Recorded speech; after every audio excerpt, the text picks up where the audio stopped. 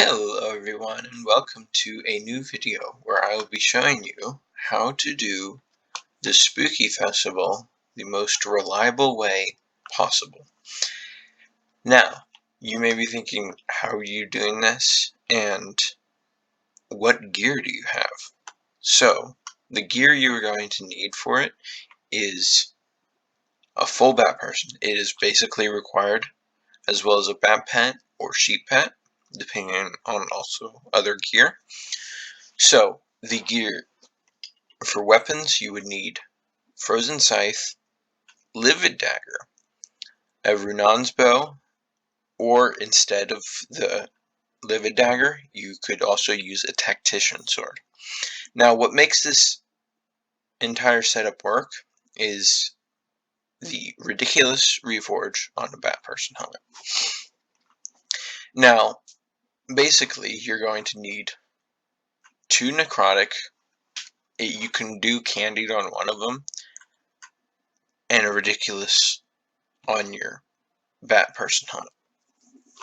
Now, you can probably remove the 2 necrotic if you have your talismans reforged as something else, but I personally don't do that because it's a pretty big waste of money. So, for the weapon, your main weapon is going to be Frozen Scythe, and I would put Mana Steel and Ultimate Wise as well as the Heroic Reforge on it. That is a pretty vital.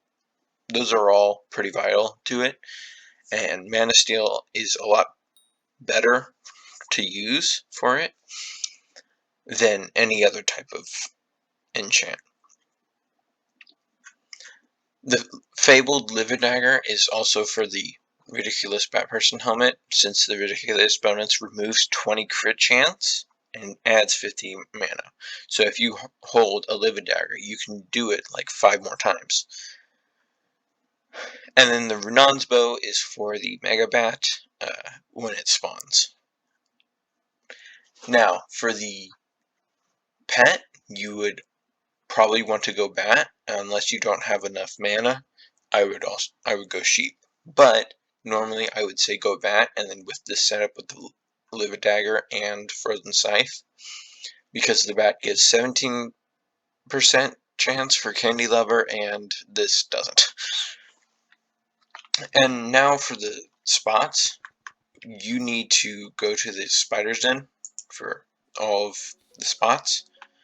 So basically, you go to this area over here, and you put on your bat person, and depending on how your setup is, basically, you go here, and then you go left.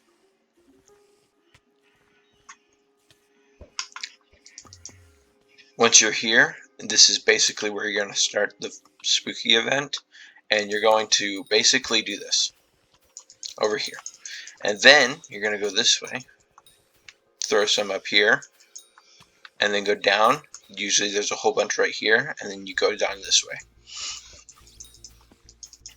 And then as you reach here, you want to go around this thing and basically go this way and shoot anything that's over here. Then you go this way, shoot anything that's up there, and then go over here. This spot here seems to be very populated, but it's not. It's only about 6 spiders, which isn't quite a lot. And then you go up here, you shoot some here, you shoot some here, and then usually what I do is there's a whole bunch right here, and so I just basically, as I'm leaving, I do that. And then I go back down here, and then basically restart it. Do that.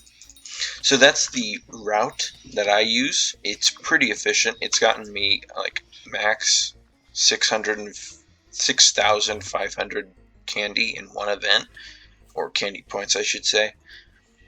And now for the other thing that you would need for the Spooky Festival is the Mega Bat, and basically if it spawns outside of that den area, do not go for it.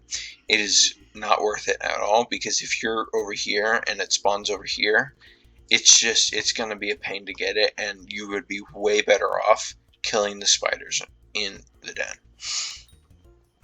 Now, when it comes to killing certain creatures, spiders are obviously the best. The trick-or-treat that you get from killing the mobs every once in a while do sometimes spawn spooky creatures. Don't kill them. They're a super waste of time. And also, I would suggest that you get a relic, a candy relic, and a lucky hoof. The lucky hoof, I think, is a 1% chance on each creature, not on the actual chance to get a trick-or-treat box. So it is really useful. And it most likely can bring your total average of spooky trick-or-treat boxes up by like 35 or something like that. It's quite insane. Anyway, I hope this was helpful, and I hope you enjoyed, and I'll see you later.